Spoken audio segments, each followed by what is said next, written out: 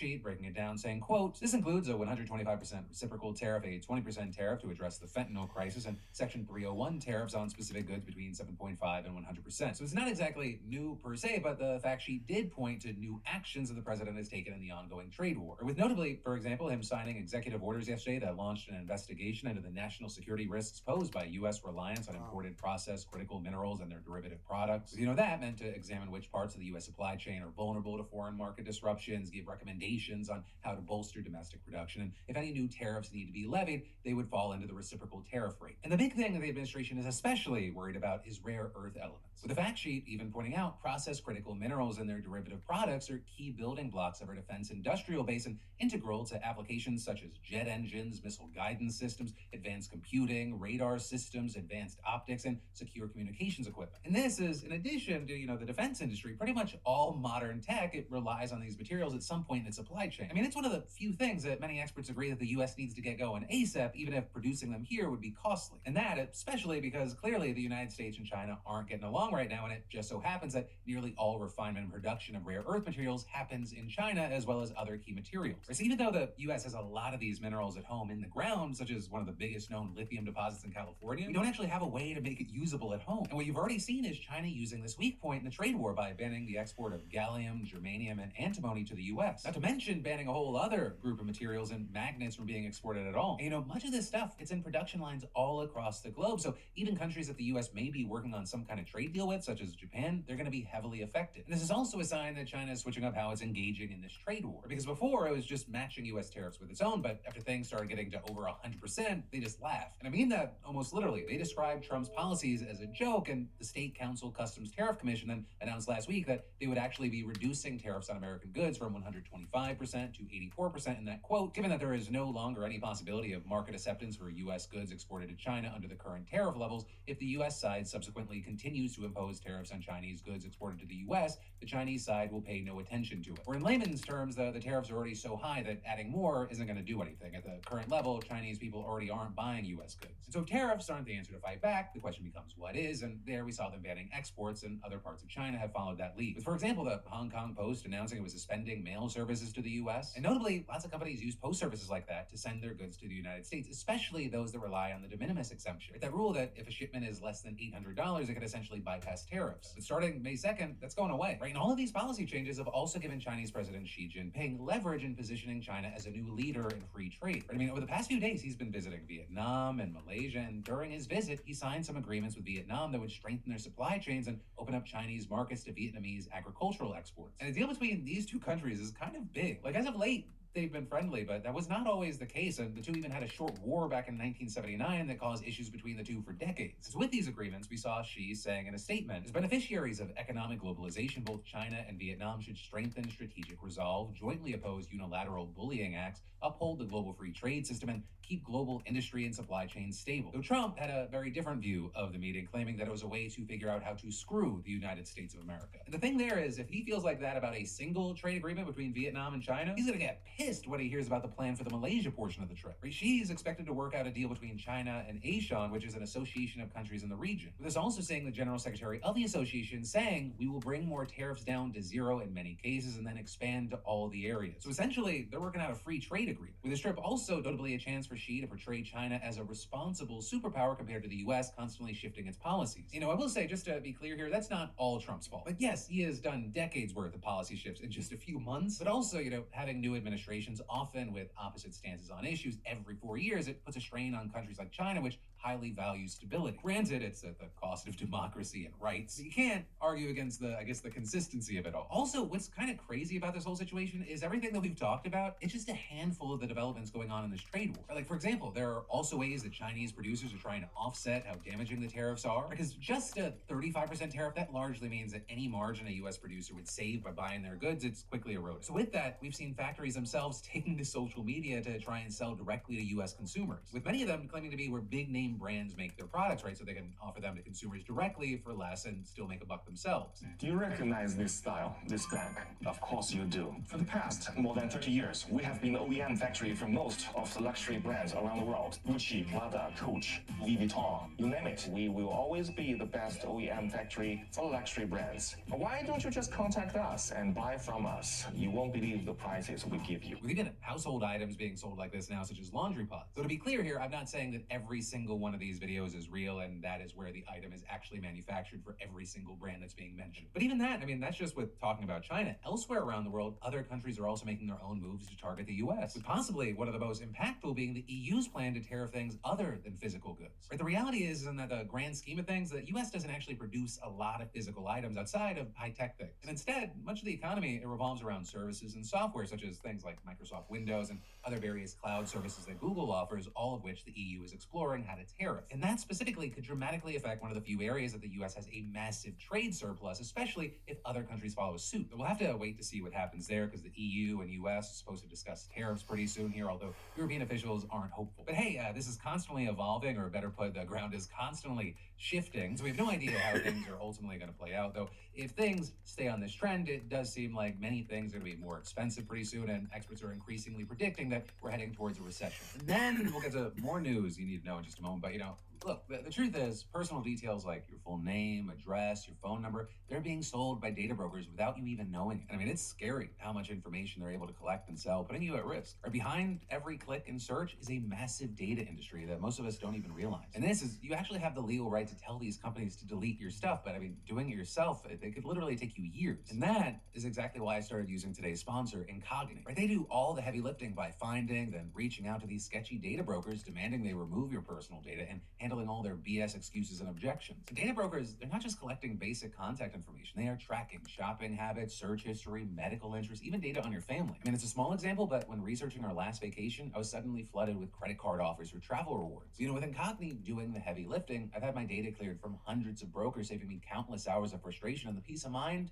priceless. So, hey, do this for yourself today. Just scan the QR code or head to incogni.com/DeFranco and use code DeFranco to get 60% off. That's incogni.com/DeFranco, code DeFranco, to take your personal data off the market before things get even weirder. But then to shift gears from that to a very different kind of news, I want to talk to you about this news involving a missing toddler and a hero dog. Because reportedly at around 5 p.m. on Monday in Arizona, a 2-year-old boy by the name of Bowden disappeared from his parents' home in his pajamas. Then prompted a massive search operation. I mean, we're talking 40 search and rescue team members, several deputies from local sheriff's offices, and even some members of the Arizona Department of Public Safety. There were teams on foot, teams on off-road vehicles, and there were even helicopters out all night looking for this little boy. And the big thing is that this area is especially dangerous with all the wildlife. I mean, mountain lions, coyotes, even the occasional bear. With then, after 15 hours with no luck, Bowden turned up at a ranch 7 miles away from his parents' house, where the rancher, Scotty Dutton, found him thanks to his dog. Because it turns out that Scotty's dog, an Anatolian Pyrenees named Buford, patrols the ranch to keep out coyotes, and he found the little boy and escorted him for at least a mile straight to Scotty himself. With Scotty saying, "I got into my truck to go to town and I see Buford walking down the side of the fence with a little blonde kid with him. I had heard about the missing child this morning, so I knew it was him." Scotty, adding that Bowden was pretty upset, but in good shape, and he curled up under a tree in Scotty's horse pasture to sleep the night before. When he brought the little boy inside and gave him some food and water, Scotty asked Bowden if Buford had found him, to which he said yes. With Scotty saying, "It's what he does. He loves kids, so I can imagine he wouldn't leave him when he found him." And adding, "It was a relief that he was alive. I was ecstatic that he was okay and that my dog found him." The fact that this little boy made it through the night and walked as far as he did, it's kind of astounding, with Scotty saying he went through some rough country. It's all mountains and canyons and boulder piles, and it's rough for adults, let alone for 2-year-old kids. He did a remarkable job to go 7 miles like he did. And adding, "I told him, buddy, you're the toughest little 2-year-old I've ever seen." With Bowden responding, "Yep." And notably, according to the county sheriff department spokesperson, cases like this winding up with a happy ending, it's a rarity. Which is also why I'm happy to add that Scotty has promised to give Buford a steak dinner for his heroics. But then, finally today, let's talk about y'all's comments on yesterday's show and also give a congratulations. And we'll start with a congratulations. Congrats to Christina F., SeatGeek's latest weekly winner, who just scored $500 in tickets and is using it to go see My Chemical Romance. And for the rest of y'all, that's right, SeatGeek is still giving away $500 in tickets, and you should definitely enter today if you haven't already. I mean, just imagine being the next winner and snagging $500 towards seeing your favorite artist, sporting event, or play. I mean, there's over 70,000 events to choose from. And all you gotta do is add code PDS to your SeatGeek app profile for a chance at the weekly $500 prize. No purchase necessary. it's a win-win, get in on it. But with that said, let's talk about those comments. Right, in those comments, there were a lot of conversations happening around that 81-year-old woman who was a waitress, didn't have enough money to retire. A random TikToker comes by, they end up raising over $300,000 for her. While many were kind of relieved to see some sort of positive outcome happen here,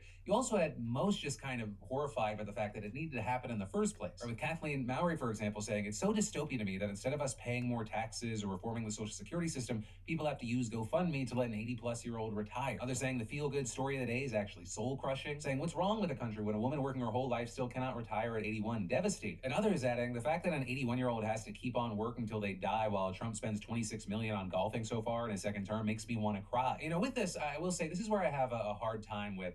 It's kind of like a third of the kind of good news stories or stories that have like a BAMF of the day. Because the unfortunate reality is so many of the so-called good things, they really highlight just how fucking shitty things are and like the way things should not be. Like, I'm not enlightening you when I say, it feels like depending on where we are in this world, there's just various hellscapes playing out around every corner. There's a reason it's not coming out of nowhere that a meaningful percentage of the U.S. public reacted in a positive way when someone shot the CEO of a healthcare company in the back of the head. I think it highlights how angry people are about how unjust and wrong so many different facets of our lives are. But also at the same time, we are actively living in this society together. So when we look at these various situations, whether it's an old woman that isn't able to retire and someone trying to do right by her, or someone getting like a cancer treatment fixed because of a GoFundMe, which shouldn't be the fucking case. Like, it should be like, I know I'm largely preaching to the choir here, like universal health care should be a thing. It's something that I've actively preached for years and years. And so while so many people shouldn't be in the situations they're in, dealing with the struggles that they're having to go through,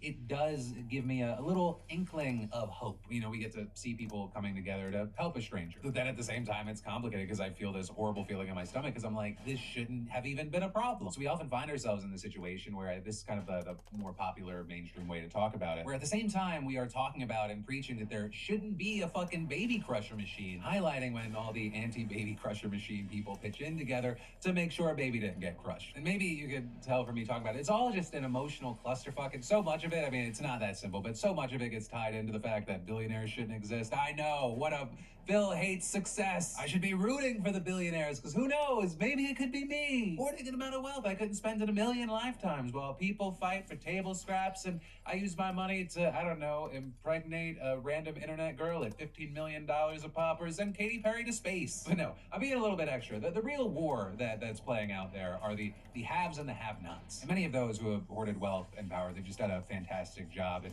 dividing people on other random bullshit. But that, my friends, you beautiful bastards, is where your Wednesday evening, Thursday morning dive into the news is going to end. Thank you for watching. Remember, I got a brand new show for you every Monday, Tuesday, Wednesday, and Thursday at 6 p.m. Eastern, 3 p.m. Pacific. I love yo faces, and I'll see you right back here tomorrow. Kilmar Abrego Garcia has never been charged with any crime. He's never been tried or convicted in a criminal court. No immigration court has ever ordered his removal. But on March 12th, ICE agents pulled him over, threatened to take away his son, and sent him to rot in El Salvador's notorious torture prison. The administration has admitted that his removal and rendition was an administrative error. The Supreme Court ordered Trump to facilitate his release, but President Trump and El Salvador have announced that they will not release Mr. Abrego Garcia. How can I return him to the United States? Like I smuggled him? This decision arguably defies a Supreme Court order, openly flouts district court orders, and tramples on the fundamental right to due process. Now, we've talked a lot about due process lately because there's been a lot to talk about on the subject, but also because due process is an essential component of a fair and functioning country. Due process rights protect us all against arbitrary abusive actions by the government. They ensure that everyone has the right to counsel, the right to a fair hearing, and the right to hear evidence against them, and the right to rebut that evidence. These substantive rights and processes help to ensure that innocent people aren't punished based on weak or non-existent evidence, that they aren't sent to prison because they don't have the legal knowledge to defend themselves without the help of an attorney, and that they understand what they are being accused of and have an opportunity to present evidence and defenses. But the ramifications of what has happened to Kilmar Abrego Garcia should disturb every American, because if the administration gets its way, then anyone, including the people watching this video, yes, you, the person watching this video right now, could be renditioned to a foreign country as long as the government renditions you fast enough before the courts can kick in. Now, Mr. Abrego Garcia grew up in Los Nogales, El Salvador, where his family ran a pupuseria out of their home. And according to findings by an immigration court judge, David Jones, for years the Barrio 18 gang extorted and threatened the family. The gang regularly threatened to kill him and his brother and rape his sisters if his parents did not pay regular bribes. One day when Mr. Abrego Garcia was around 12 years old, Barrio 18 gang members arrived at the home and told his mother that they were going to take Kilmar and force him to join the gang because his family had not paid the bribe money. Kilmar's father managed to save his son by giving the gang members all the money that they demanded, but the gang continued to stalk Kilmar whenever he left his home. His father, a former police officer, paid them off, but the threats persisted. The police could not help. The gang infiltrated the police. After repeated moves and increasing danger, Kilmar's family sent him to live with his U.S. citizen brother in Maryland. In Maryland, Kilmar apparently lived quietly, working construction and raising a family with his partner Jennifer, a U.S. citizen. In 2019, while seeking day labor at a Home Depot, he was arrested with 3 other men despite no charges or known gang ties. The only evidence offered by ICE was a bull's hat and a claim by a confidential informant linking him to a New York-based gang he had wrongly deported Maryland father, and that's what he is. He's a father from Maryland. No ties to. Local police had no record of any charges against him. Mr. Abrego Garcia applied for release on bond, and ICE opposed his release, claiming that he was a dangerous gang member based only on the Chicago Bulls hat and hoodie, as well as the confusing confidential informant testimony. And on the basis of ICE's claims, out of an abundance of caution, the immigration court denied Mr. Abrego Garcia's request for release on bond. So he continued to remain in the detention center. From there, he filed an application for asylum with an application for withholding of removal. Now, as stated by the UN, asylum is a form of protection which allows an individual to remain in the United States instead of being removed, deported to a country where he or she fears persecution or harm. And seeking asylum is legal immigration. Under U.S. law, people who flee their countries because they fear persecution can apply for asylum. They're called asylees. And relevant to Mr. Abrego Garcia's claim of asylum, at the conclusion of the 2-day hearing, the immigration judge found that Mr. Abrego Garcia had, quote, provided credible responses to the questions asked. His testimony was internally consistent, externally consistent with his asylum application and other documents, and appeared free of embellishment. Judge Jones found that Mr. Abrego Garcia also provided, quote, substantial documentation buttressing his claims. However, the judge denied his asylum petition on a technicality. He had missed the 1-year deadline. Instead, he was granted a withholding of removal under INA Section 241B, which is a protection against deportation to El Salvador due to a clear risk of persecution by Barrio 18. Now, withholding of removal offers less protection than asylum. Unlike asylum, it doesn't grant legal status or a path to citizenship. It only bars deportation to a specific country. It's granted if the person proves a clear probability of persecution based on race, religion, nationality, social group, or political opinion, which is actually a higher standard than asylum. Judge Jones found that Mr. Abrego Garcia had met this standard. He had credibly shown that his life had been threatened by Barrio 18 on multiple occasions. And at the conclusion of the hearing, Mr. Abrego Garcia was released to return to his family in Maryland. Now, neither ICE nor local law enforcement ever made further claims about his membership in any gang. And since then, Kilmar has lived peacefully, supporting his family and caring for his disabled son. He had complied with immigration check-ins and had no legal issues until March 12th of this year, when he was pulled over while driving with his son. Now, on March 12th, 2025, after finishing a shift as a sheet metal worker apprentice in Baltimore, Mr. Abrego Garcia picked up his son from his grandmother's home. That's when ICE officers pulled him over. They told him his status had changed and threatened to call Child Protective Services unless his partner, Jennifer Vasquez-Sura, arrived within 10 minutes to retrieve their son. Mr. Abrego Garcia was shuffled around to several locations over the next few days. His wife Jennifer spent days trying to locate him, discovering that he'd been transferred between multiple facilities across the country. She repeatedly informed the government that Kilmar had been granted a withholding of removal, but her objections were ignored.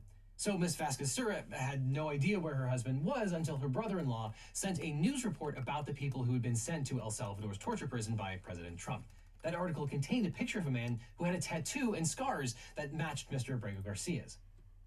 God damn it.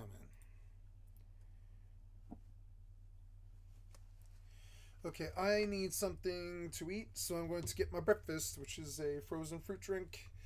I will be right back, Sadia. Okay, so...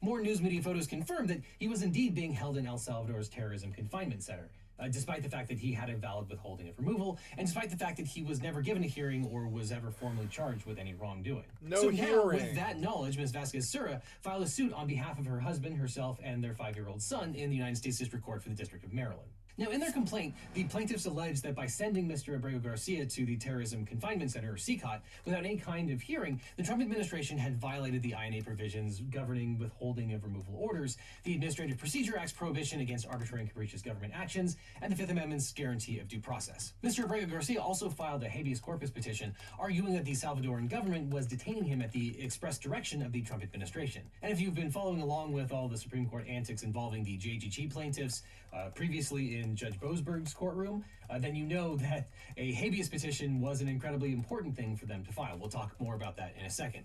And the Trump administration is paying El Salvador $6 million to house 300 men for a year. Trump and Salvadoran leader Nayib Bukele, the self-proclaimed coolest dictator in the world, have both publicly bragged about this arrangement. In a March 16th post on Twitter, Bukele acknowledged their financial agreement, stating, quote, "Today, the first 238 members of the Venezuelan criminal organization, Tren de Aragua, arrived in our country. They were immediately transferred to CCOT, the Terrorism Confinement Center, for a period of 1 year, renewable. The United States will pay a very low fee for them, but a high one for us." Bukele also bragged about how the prisoners in CCOT are being used as slave labor, stating, quote, "Over time, these actions, combined with the production already being generated by more than 40,000 inmates engaged in various workshops and labor under the Zero Idleness program, will help make our prison system self-sustainable." The plaintiffs also allege that the Trump administration knows that the men in CCOT are being subjected to torture. Their complaint includes a harrowing list of details about the conditions in CCOT based on credible news reports and independent investigations, including 153 inmate deaths in a 1-year period, many of which can be attributed to torture, beatings, strangulation, and lack of medical attention. Now, autopsies have revealed patterns of cuts, hematomas, sharp object wounds, and signs of strangulation. Survivors of the prison report being subjected to electrocution and untreated infections. The prison has no windows, fans, or air conditioning despite hot, humid, tropical conditions. And prisoners are housed in overcrowded cells and are denied access to reading materials, familial visits, exercise, and outdoor time. Oh, Given good. the appalling It's conditions like that he's being held in, Mr. Abrego torture? Garcia and his family Oh, good. implored the court to grant a temporary restraining order, or TRO. Plaintiffs noted that if the Trump administration had wanted to remove Kilmar legally, it had several lawful options. It could have appealed the original grant of withholding of removal, sought to reopen the proceedings under the INA, or even deported him to any country other than El Salvador. The only country his withholding protected him from was El Salvador. Instead, the administration pursued an entirely different path. And maybe Mr. Garcia is a member of MS-13. Maybe he's Space Hitler. But we don't know because the administration never tried to prove it. Unlike the JGG plaintiffs, it isn't relying on the Alien Enemies Act in Kilmar's case. That executive order applies only to Venezuelan nationals. Rather, the sole justification the administration has offered is a vague, unsubstantiated claim that Mr. Abrego Garcia was affiliated with MS-13. The State Department had previously designated MS-13 as a major transnational criminal organization designated terrorist group in February of 2025. Now, the Trump administration has presented zero evidence that Mr. Abrego Garcia is a member of MS-13 or any criminal organization. Mr. Abrego Garcia has never been found guilty of any crime or even charged with any crime.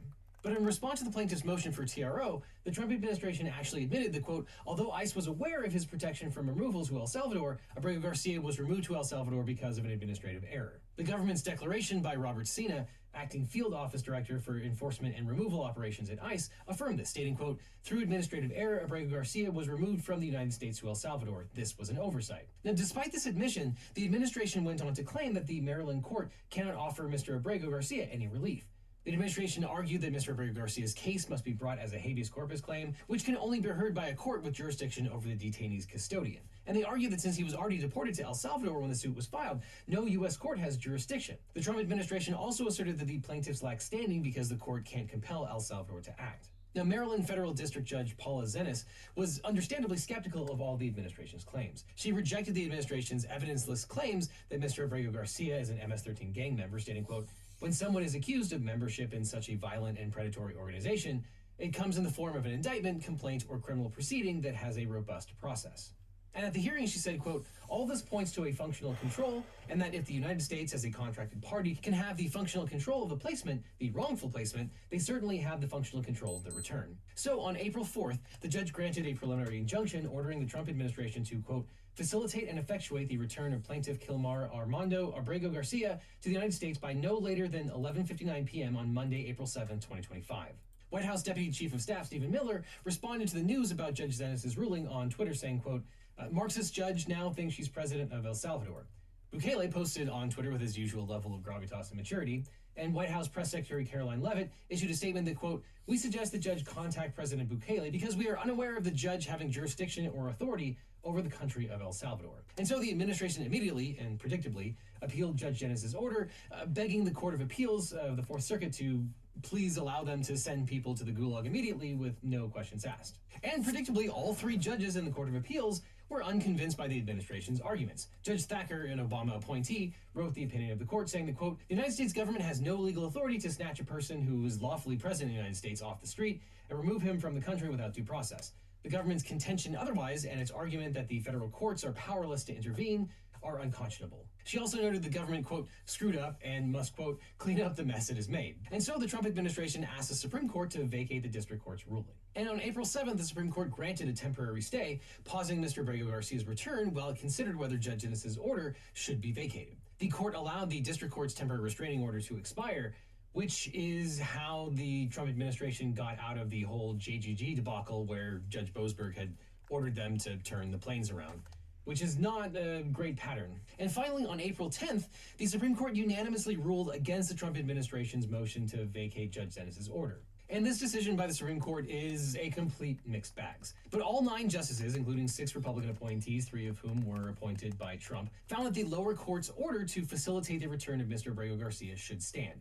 The justices found, though, that the portion of the order that commanded the Trump administration to actually effectuate Mr. Abrego Garcia's return may have exceeded Judge Dennis's authority and would need to be clarified by Judge Dennis with, quote, due regard for the deference owed to the executive branch in the conduct of foreign affairs. Now, the Supreme Court indicated that Judge Dennis's order that the government effectuate Mr. Abrego Garcia's return might exceed judicial authority. The court didn't spell out a specific reason for that, but a typical reading of the term effectuate would indicate that it would require the government to ensure a particular outcome, as opposed to requiring the government to simply take steps to facilitate an outcome. And there are reasonable separation of powers issues here. Ordering the administration to guarantee Mr. Abrego Garcia's return could mean effectively ordering some kind of military action if El Salvador outright refuses to return him. And everyone agrees that a judge can't do that. Now, facilitate is a much looser term, which has led to a series of disputes in this case since the Supreme Court's holding. The Trump administration is reading the order to facilitate Mr. Abrego Garcia's release from the Salvadoran custody in the most minimal fashion possible, claiming that when Judge Dennis and the Supreme Court ordered this, all they really meant was removing any domestic obstacles that would otherwise impede the alien's ability to return. And the Supreme Court also instructed the government to, quote, be prepared to share what it can concerning the steps it has taken and the prospect of further steps. But Justices Sotomayor, Kagan, and Jackson took the Trump administration to task for its illegal action, stating that, quote, to this day, the government has cited no basis in law for Abrego Garcia's warrantless arrest, his removal to El Salvador, or his confinement in a Salvadoran prison, nor could it. And the 3 justices raised alarms about the Trump administration's due process violations, warning that, quote, the government's argument, moreover, implies that it could deport and incarcerate any person, including U.S. citizens, without legal consequence so long as it does so before a court can intervene. The concurring justices admonished the administration to comply with due process of law and provide Mr. Abrego Garcia with all the process he should be entitled to, including notice and a hearing. But the Supreme Court's ruling also opened the door for Trump to argue that he has no power to actually effectuate Mr. Abrego Garcia's release. Now, unless you're the U.S. government, if you're kidnapping immigrants, you're going to want a good lawyer. But if you want a great lawyer, let my law firm, the Eagle Team, help. If you've gotten in a car crash, suffered data breach, especially if you've gotten those data breach letters saying that your information might have been leaked, or are dealing with a workers' comp or social security issue, we can represent you or help find you the right attorney. And by the way, we don't get paid unless you do, so there's nothing up front. So just click on the link in the description or call the phone number on screen for a free consultation with my team. Because you don't just need a legal team, you need the Eagle Team. On remand, Judge Dennis quickly amended her order to remove the word effectuate. She commanded the Trump administration to provide the basic details about Mr. Abrego Garcia's whereabouts and status, as well as the steps that the government is taking to recover him, in keeping with the Supreme Court's order that the government, quote, should be prepared to share what it can concerning the steps it has taken and the prospect of further steps. And she gave the administration until 9:30 a.m. the following morning to provide her the relevant details. After they failed to meet this deadline, Judge Dennis granted the Trump administration extension until 11:30 a.m. that day, a deadline that they once again failed to meet. But instead of providing the required answers, the Trump administration filed a motion whining about the impossible deadline and claiming that they simply could not share any of the requested information with the court at this time. But Judge Dennis wasn't having it and ordered the Trump administration to respond daily with the following information, quote, the current physical location and custodial status of Abrego Garcia, what steps, if any, defendants have taken to facilitate his immediate return to the United States, what additional steps the defendants will take and when to facilitate his return. She scheduled a follow-up hearing for Tuesday, April 15th. Now, the government's first status update was a 3-paragraph insult, and the only actual information contained within it was that Mr. Abrego Garcia was alive and imprisoned at Skycat.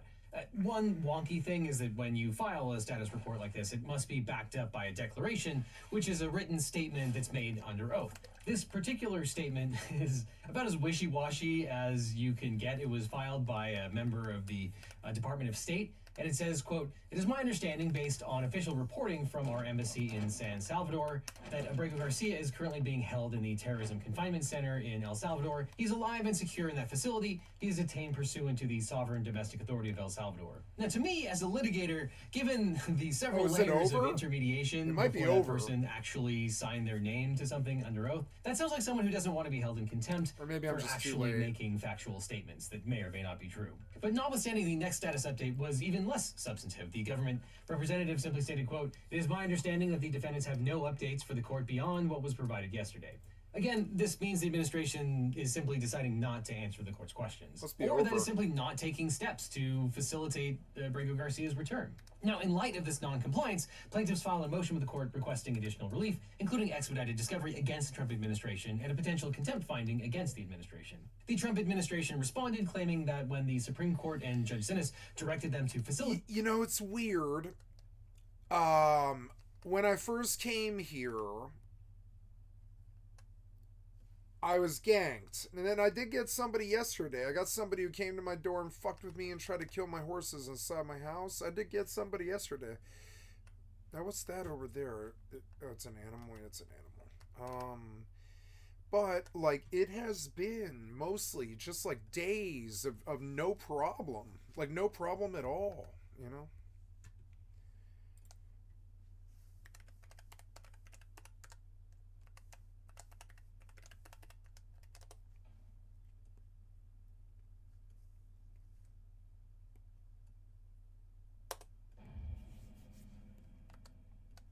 So we were modded WoW can't, or sorry, private server WoW can't get mods. And it's weird.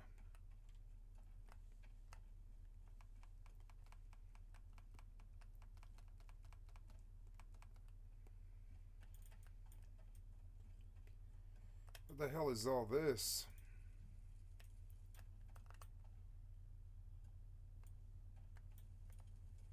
Why are all these people here?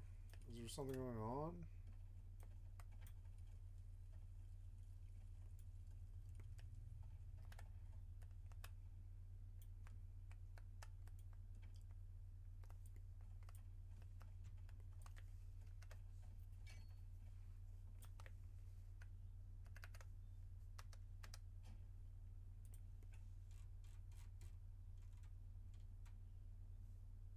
Control M.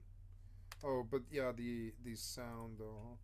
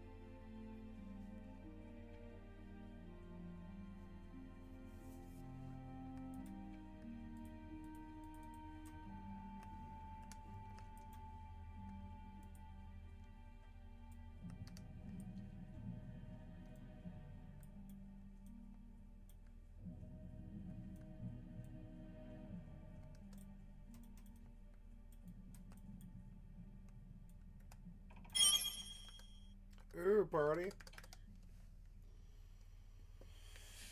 Yes, please.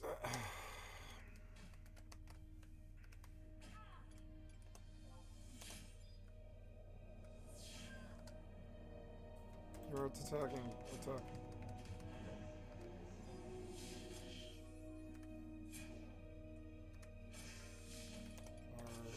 Oops.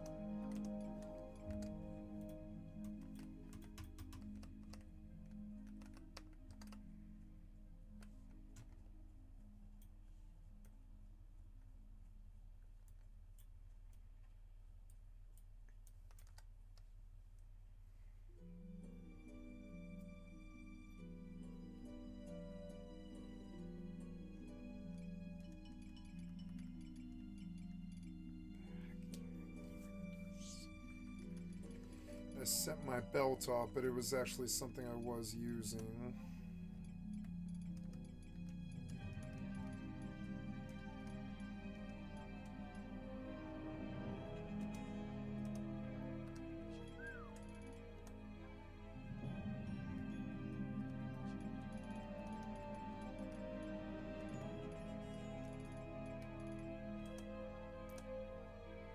$170K.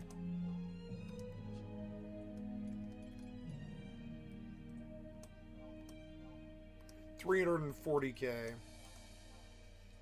$66K. The Druid's Rope.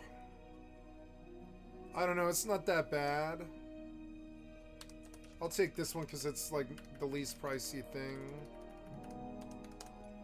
Fucking expensive.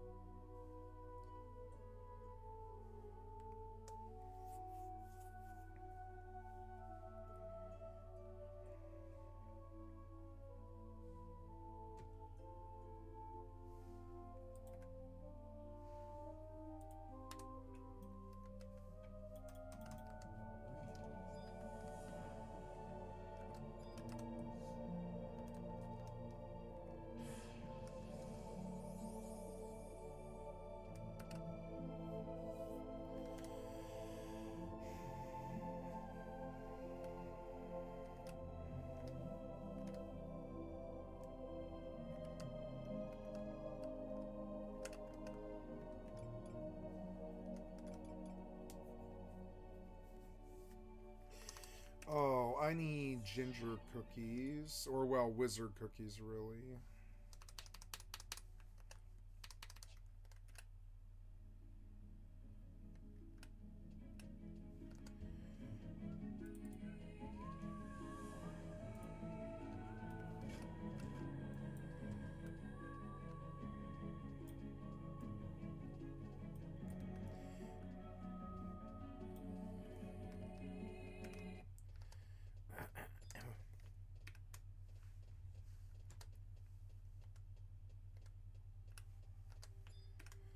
That's good. Maybe I will do some turtle hardcore. Oh, I needed wizard cookies.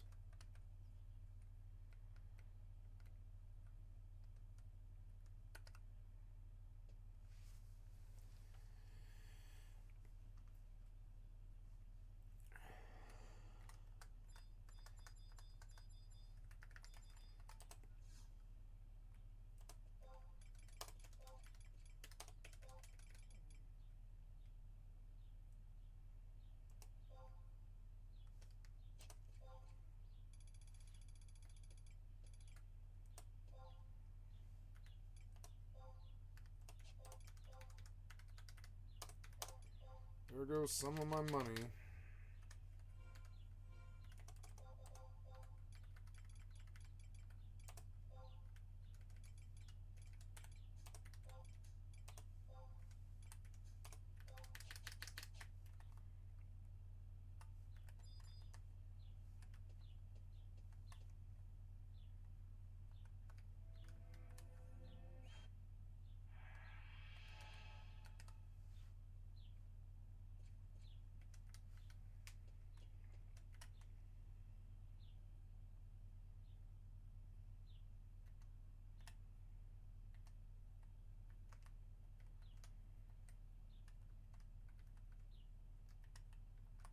Oh, do I have a good Empress pen? Yes, I do. Sweet.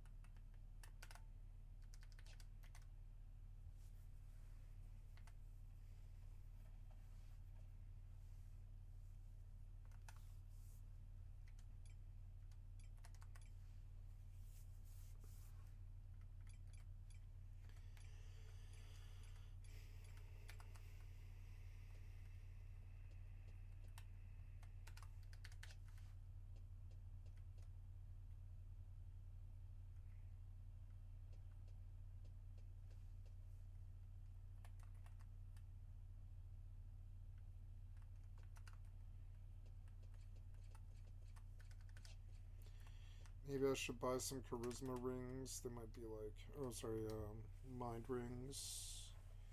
I think I'm supposed to have astral rings at this point.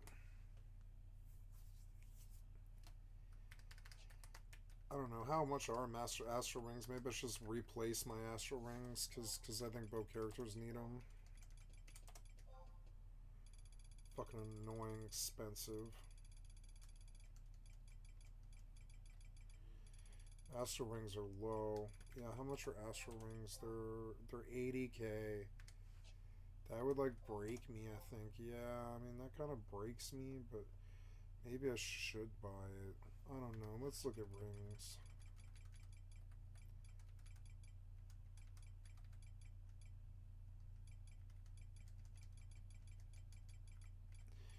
There's the mind ring. Oh no, I'm sorry. There's the mind ring. The serenity rings. Maybe they're cheap. Ugh. Maybe I should buy these. I think I probably will. Hopefully for the price of 55k. Yeah. I wonder if I can make that. Serenity rings, right? Yeah, serenity rings for my whip mage. Yeah. And we're all geared, which is good. Yeah, the walk to Ula Gelleran takes fucking forever.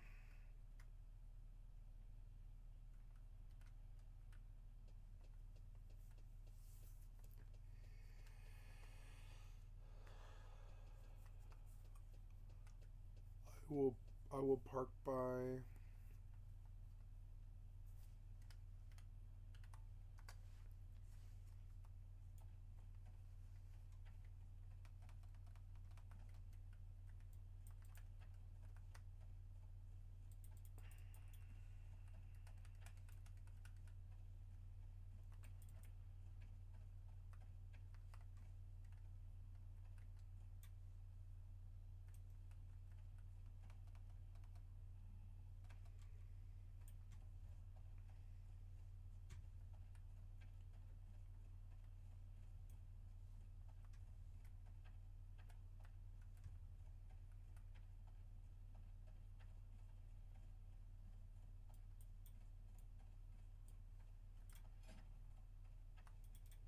Peace be with you. Go in peace.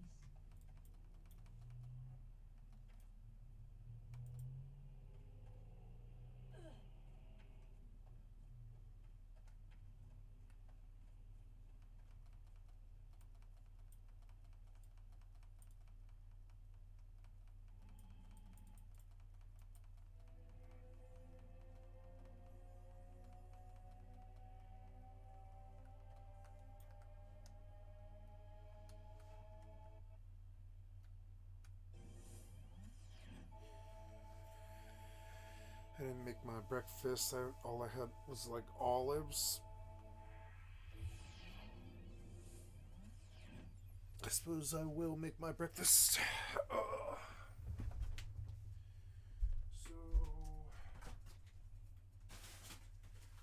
some fruits.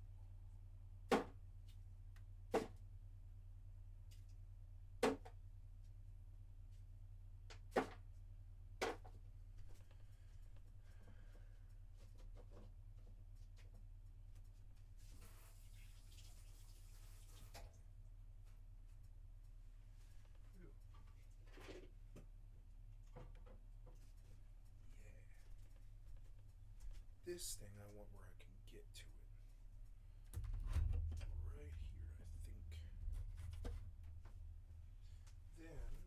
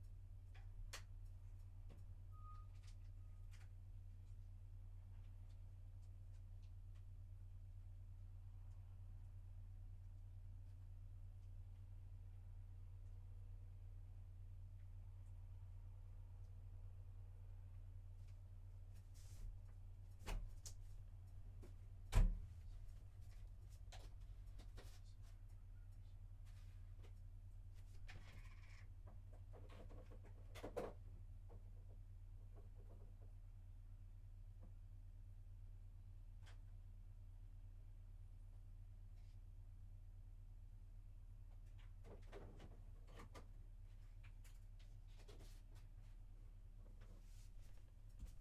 What are we doing on this 5?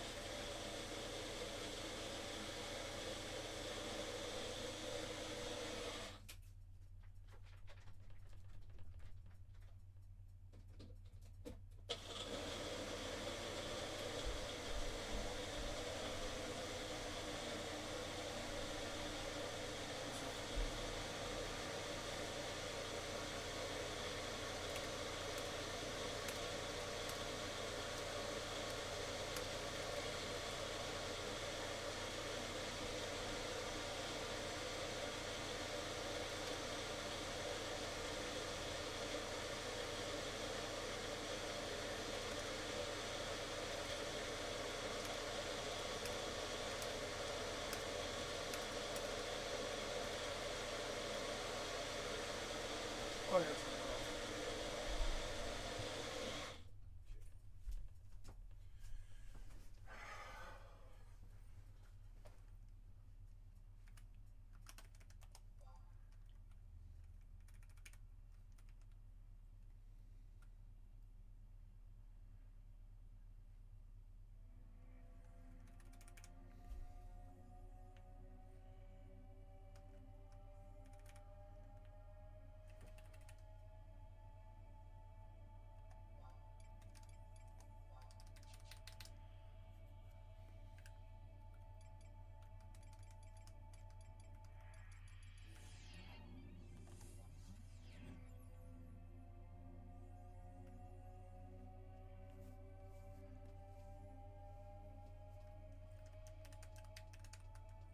Oops. Wrong spell. I misclick. Oops.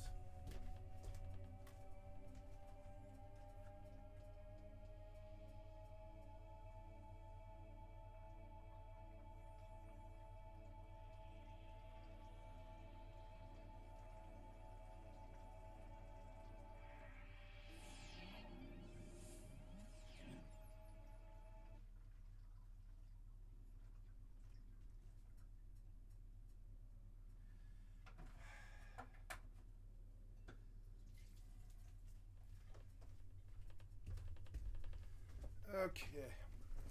Do we need sneak here? I don't know.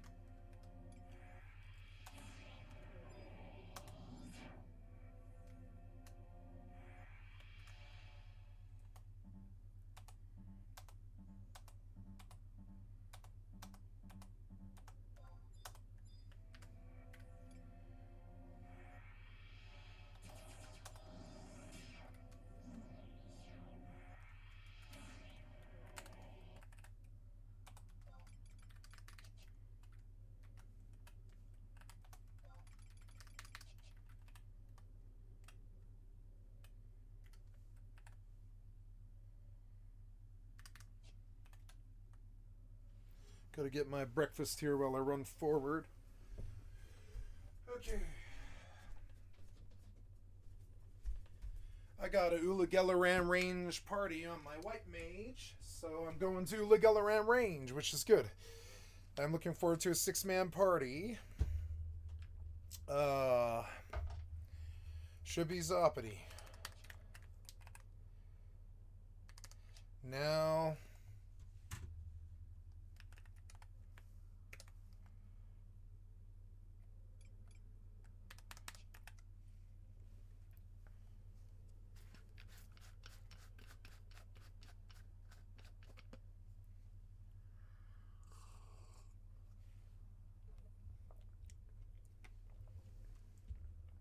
Oh, yeah, that's so good. Oh, yeah. This is even comprised of prune juice.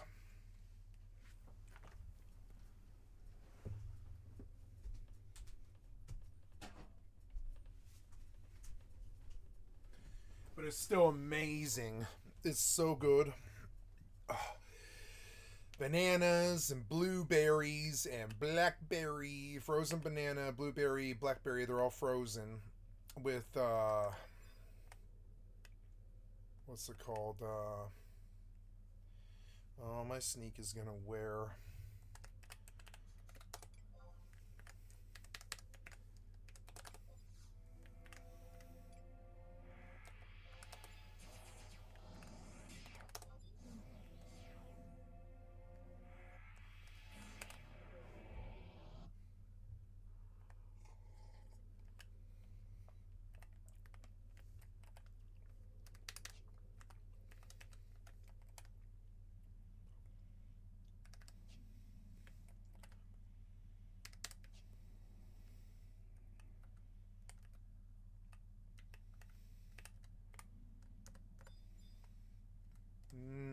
So good.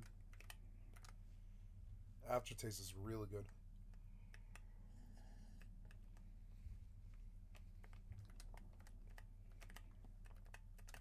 And probably after this party, I will go walk in the beautiful sun. Oh, where am I?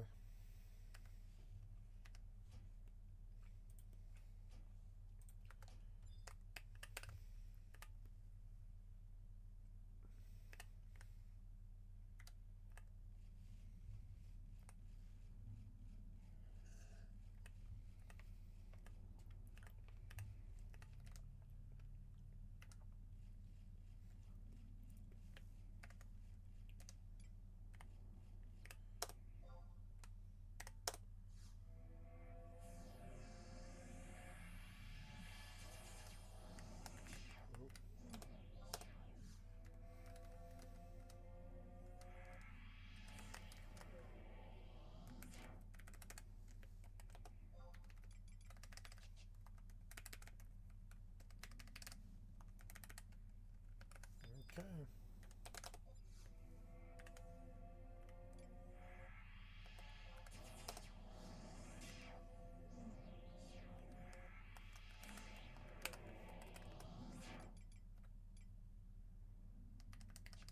I've been to this camp recently.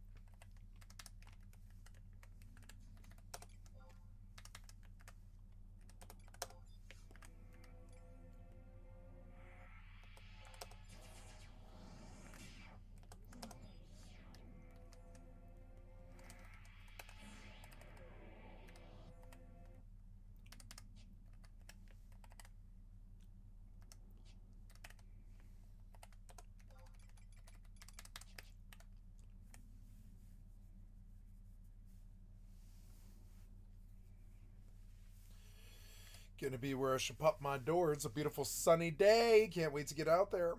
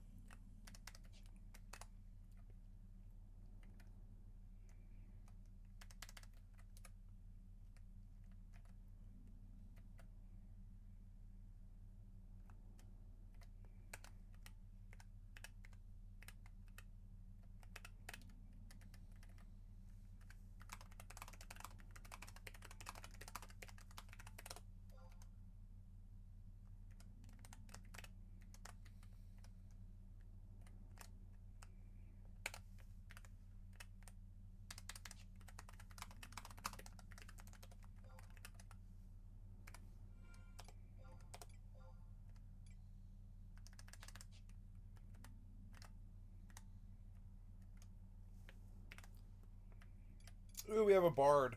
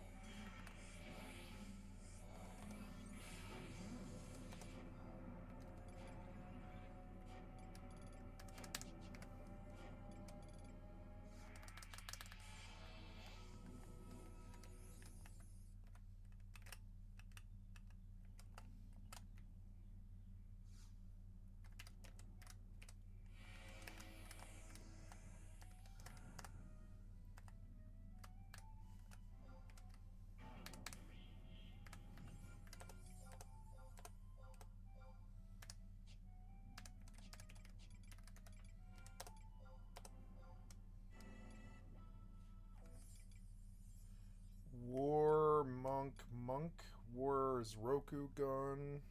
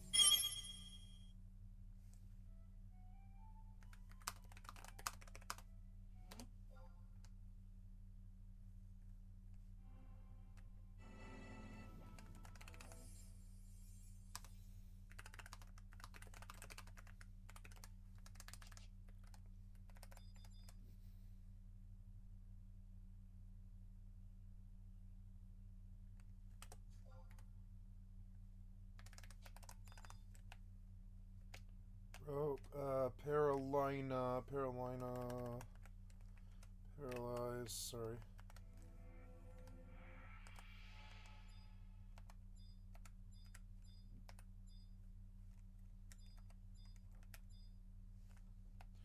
Kuzo has slow, I think, which is a race. I think he's got slow. Is it slow? Yes.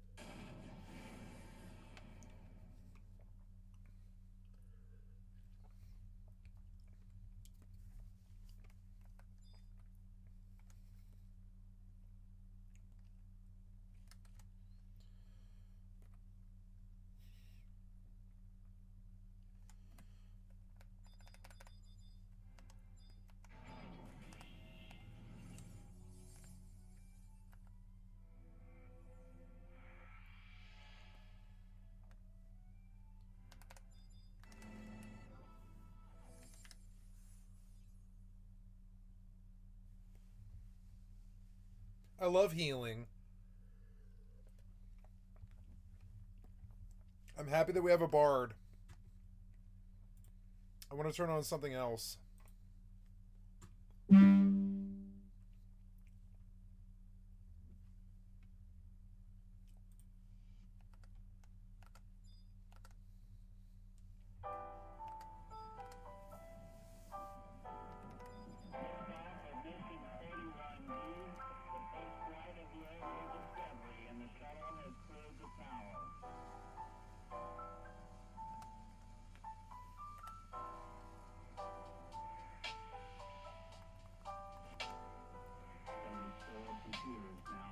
Oops, shit.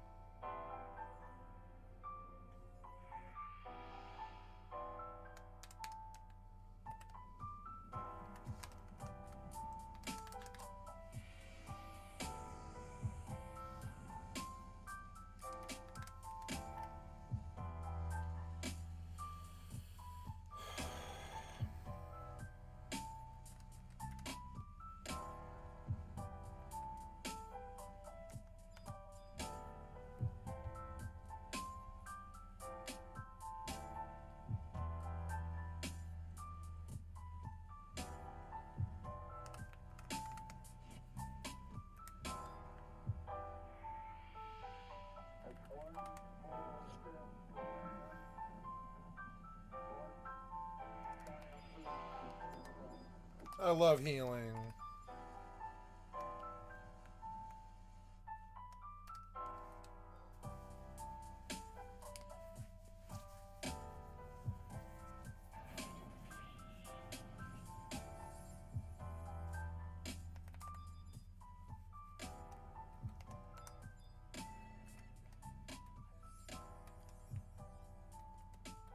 Gotta have all this mana regen.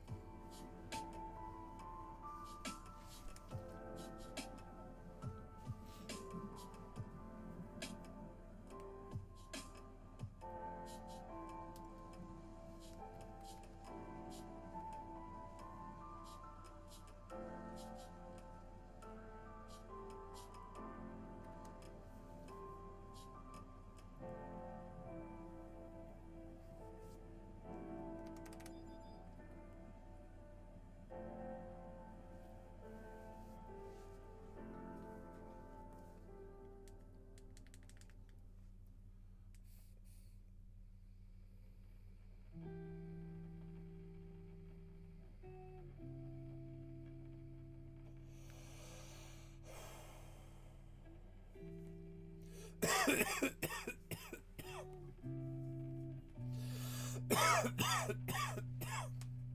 this shit's fucking strong.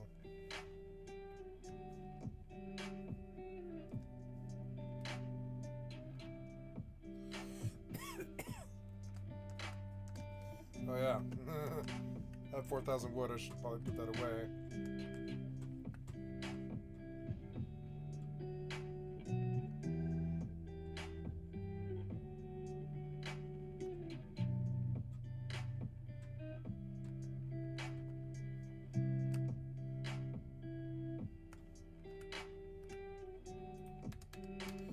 Maybe I better feed this horse, he might be starving.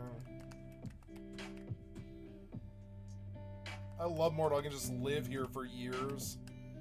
I'm gonna live on this game like Eve.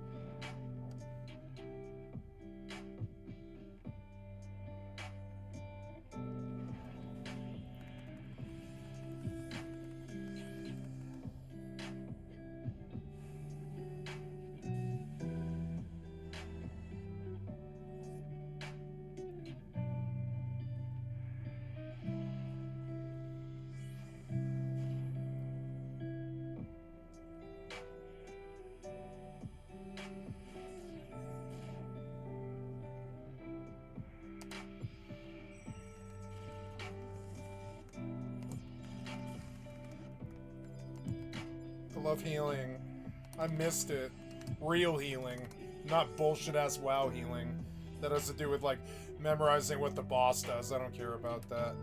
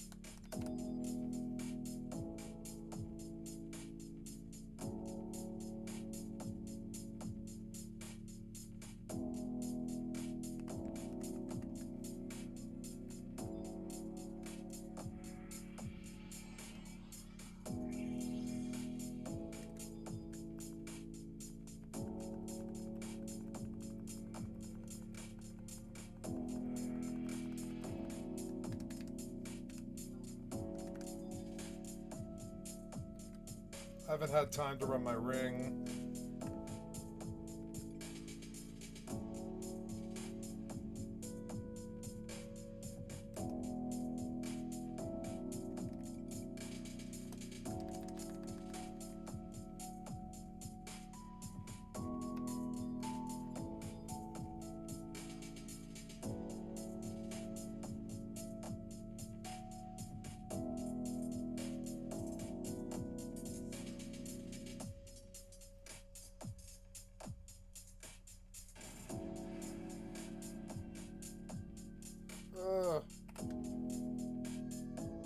Chain 6, wow.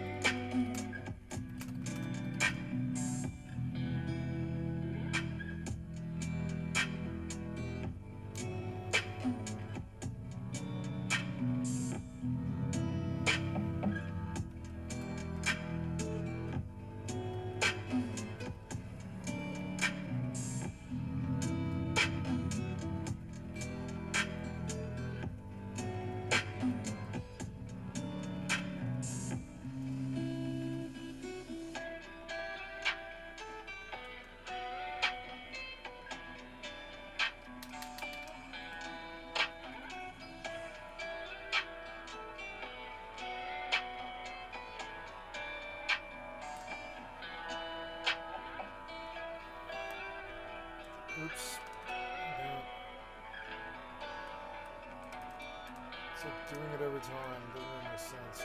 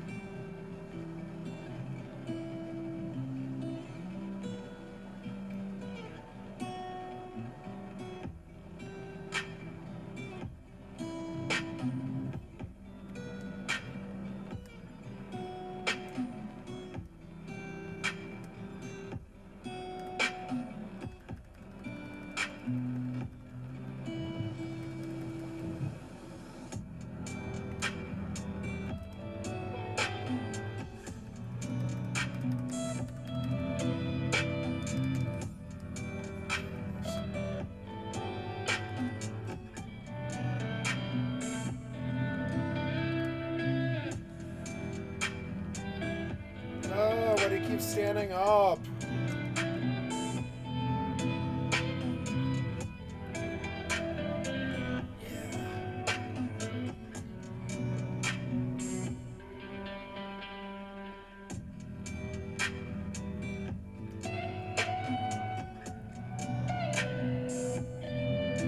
I'm gonna go wash this. I'll be right back while I get my money back.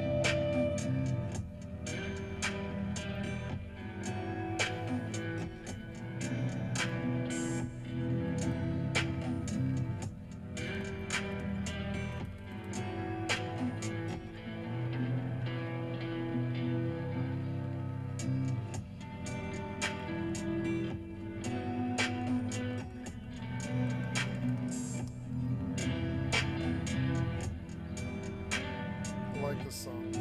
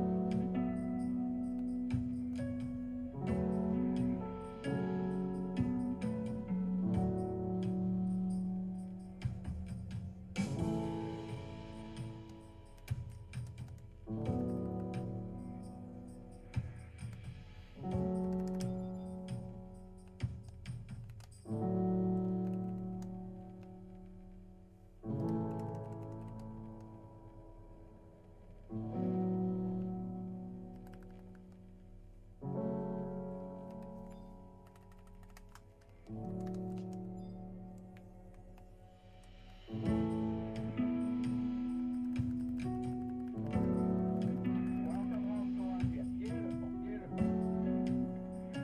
Every four computers now have primary control of critical vehicle functions.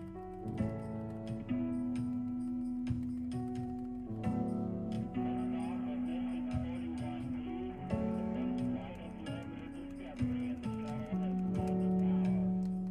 Discovery Houston, wake to go.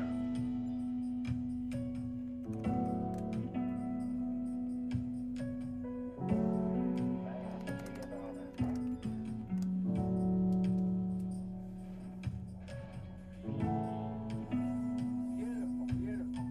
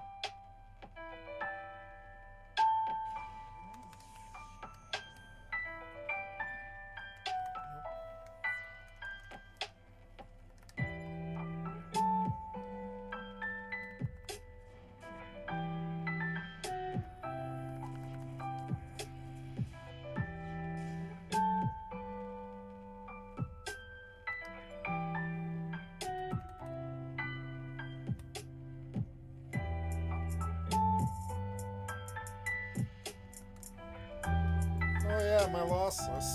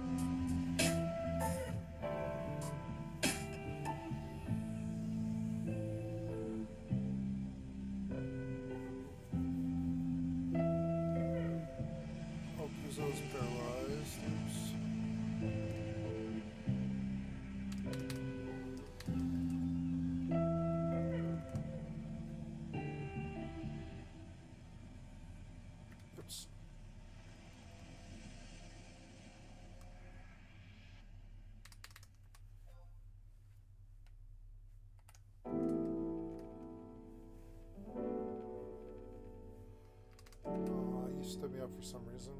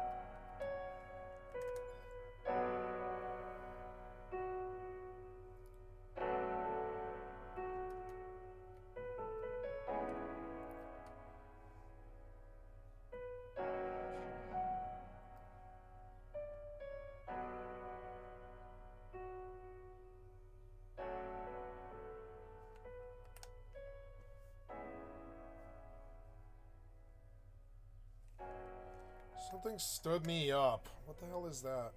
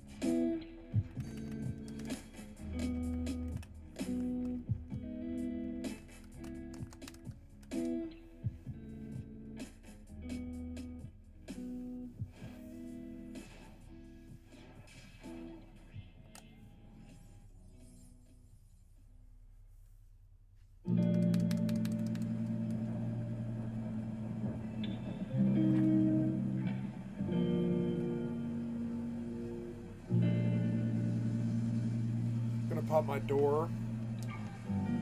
Oh, I don't know. Maybe I should watch it.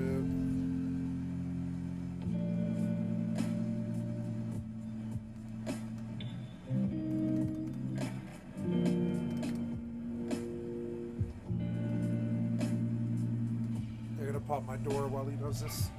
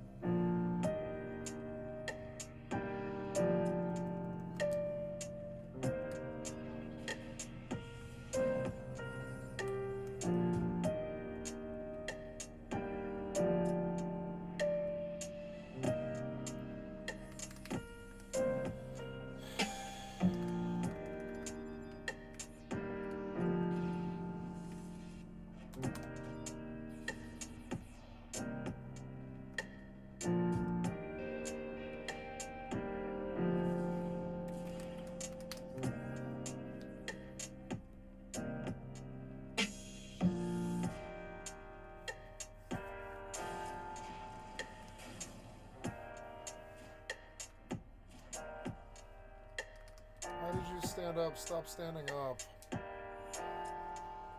Loses paralyzed.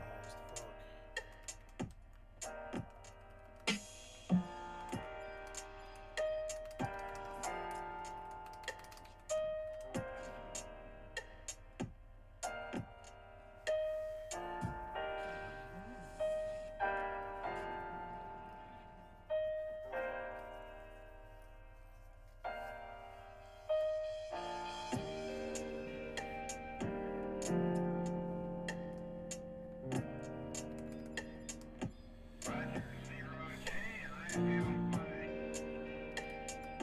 Discovery Houston, press to ATO.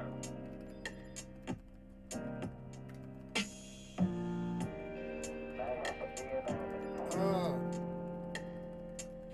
Organ issues. Mission 41B, Ugh. the first flight of the Discovery, and the shuttle has cleared the tower.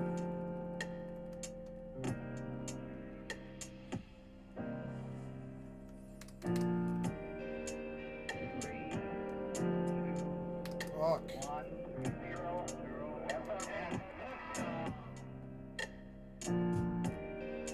Discovery, go and throttle up. Discovery's 4 computers now have primary control of critical vehicle. Why do you keep standing up? Something you're like some kind of glitch is making me stand up. Why are you standing up? Stand up, stand up. Something is making me stand up over and over again.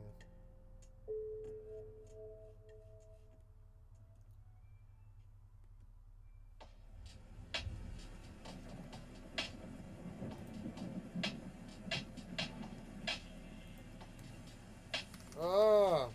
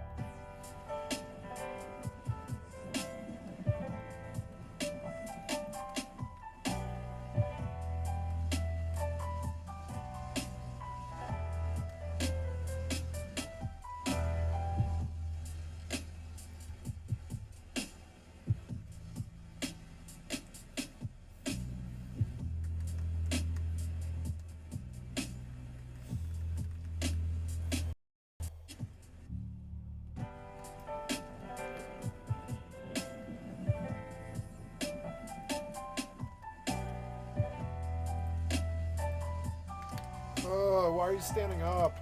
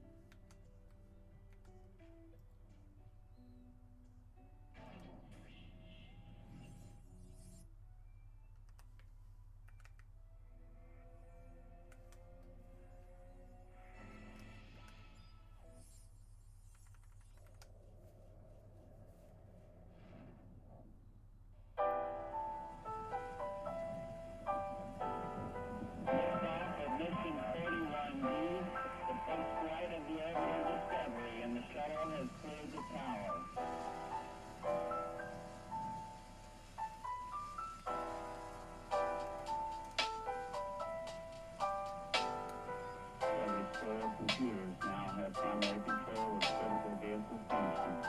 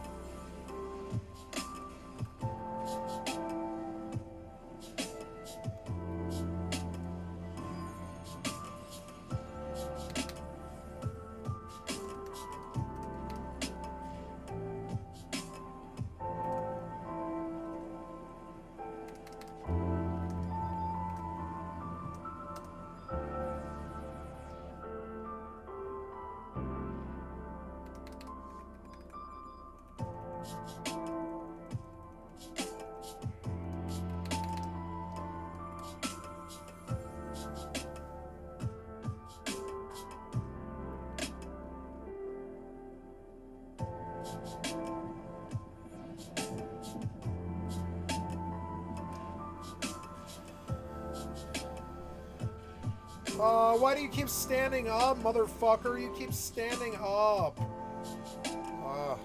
It's because I had the heal on the macro. I don't want it to stand me back up again. I understand now that I don't want this here. Well...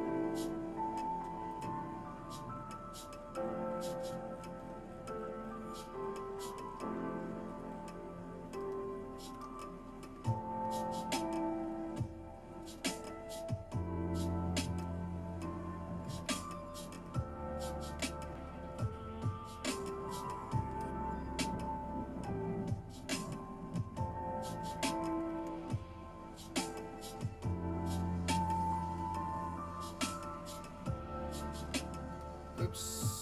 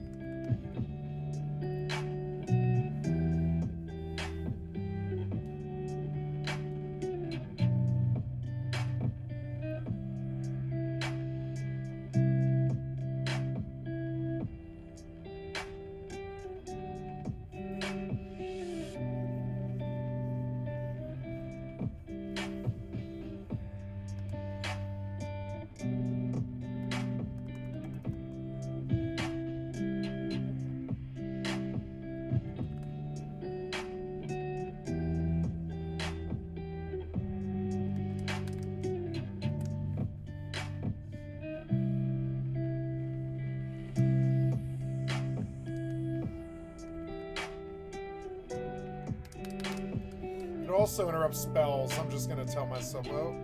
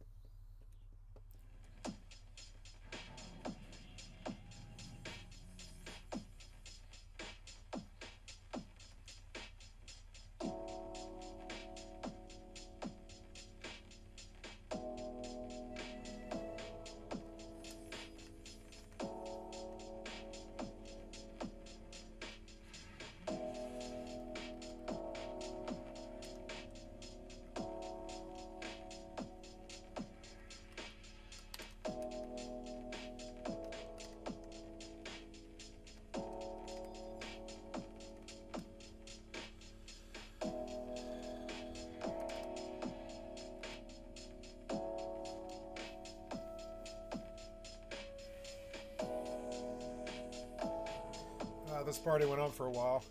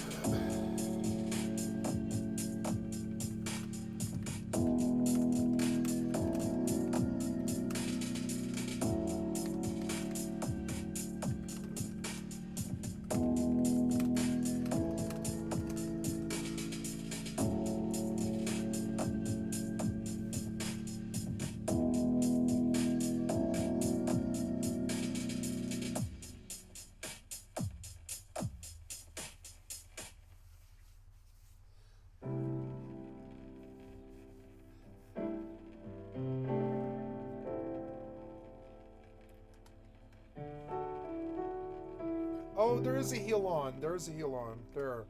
Oh, I was like, is there a heal on macro? Yeah.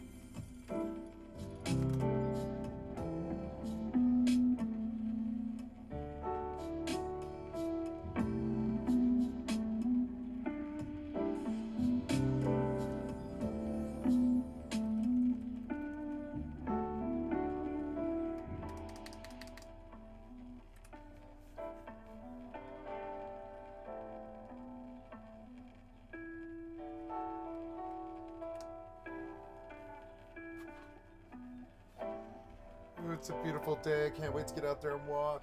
Oh, yeah.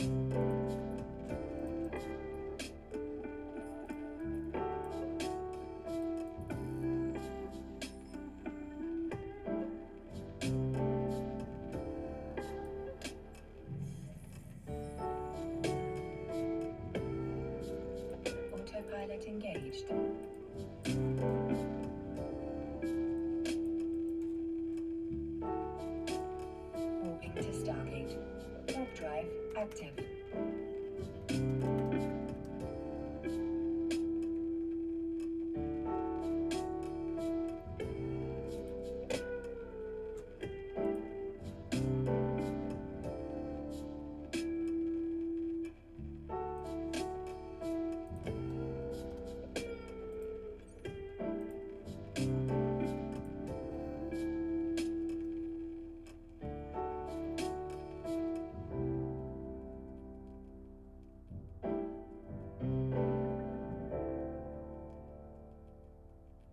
Approaching Stargate. Oh God, please don't crash my computer. Don't crash my computer, no.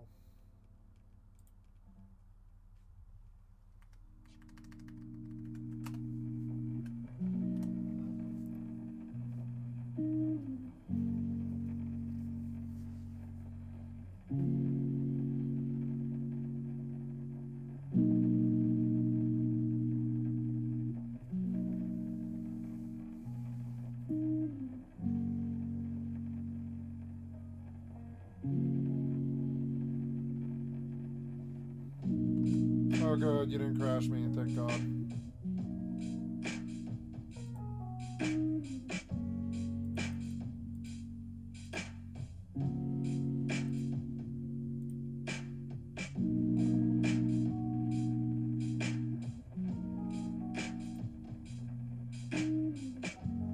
Autopilot jumping.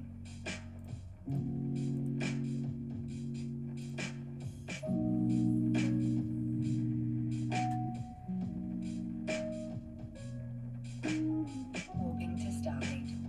Warp drive active.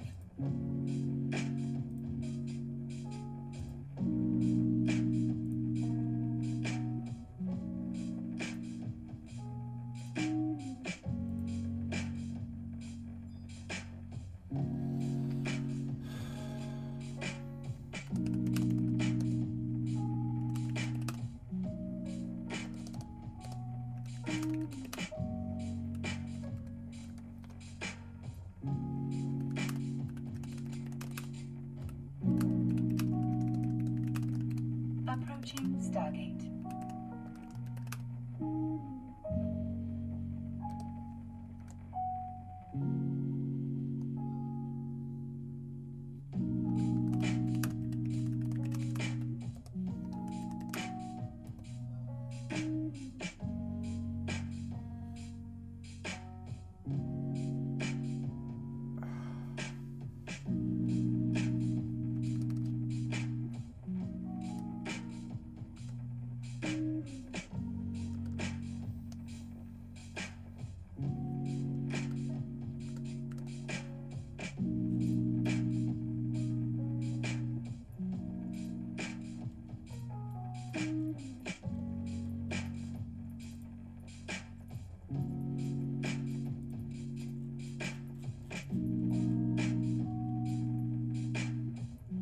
Autopilot jumping.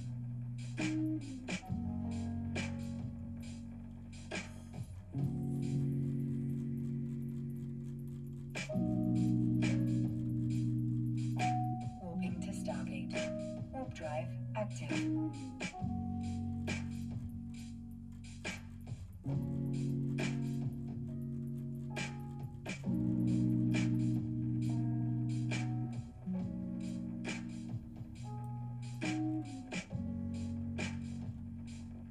Max CTA, fuck.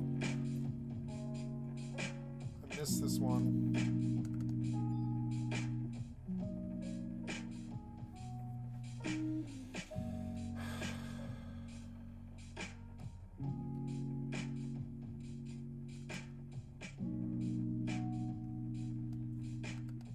I missed this CTA, I didn't mean to. Approaching Stargate.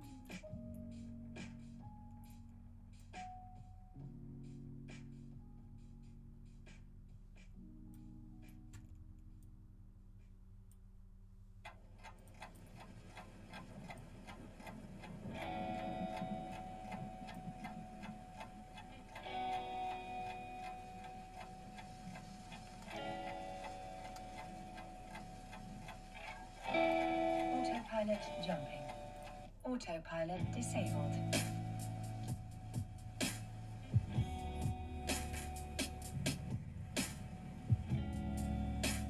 There's a Caldari Navy Hookbill here. So I'm going to, but he left.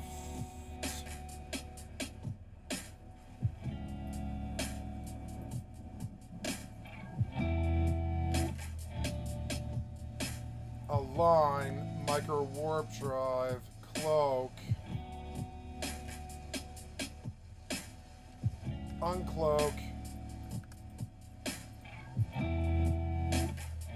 Warp drive active. Bye. Haha.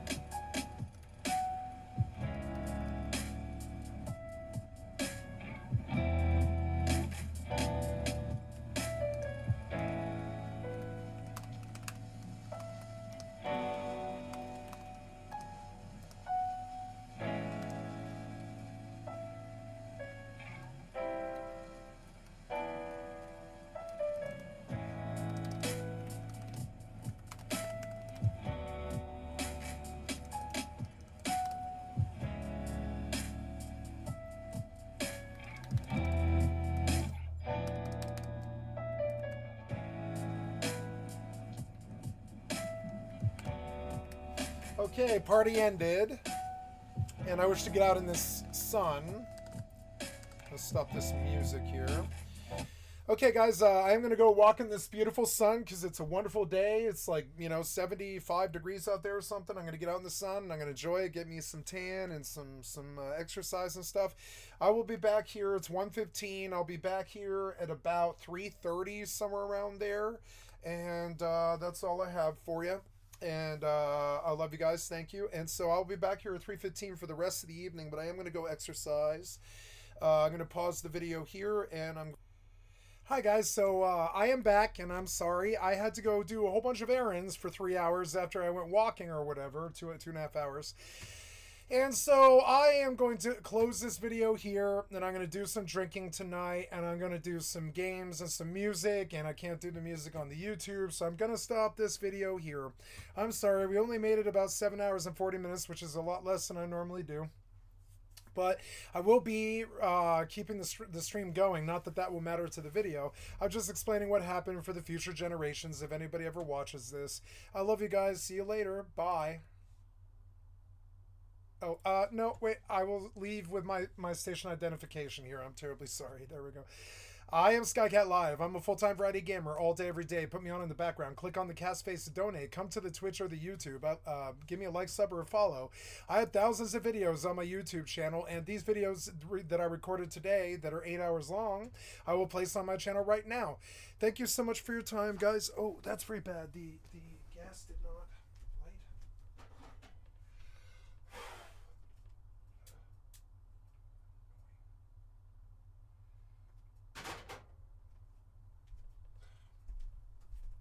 Stinks like gas in here. Fucking annoying though. Okay, sorry, I'm cooking some pasta, and I had to shut it off. I had totally spaced it. So yeah, and so we are going to stop the recording here. Thank you so much for your time.